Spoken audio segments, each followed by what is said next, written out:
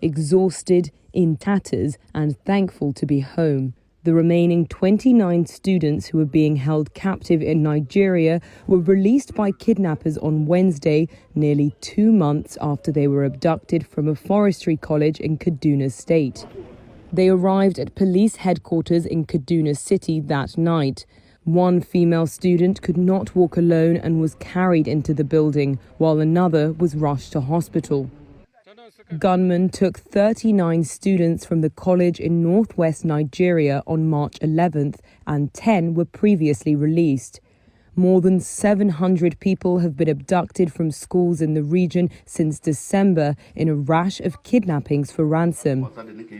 Kaduna Governor Nasir El-Rufai has repeatedly said his state government will not negotiate with, quote, bandits or pay ransoms. Abdullahi Usman, chairman of the Parents Association, said a ransom was paid for the students' release, but refused to say who had paid or how much.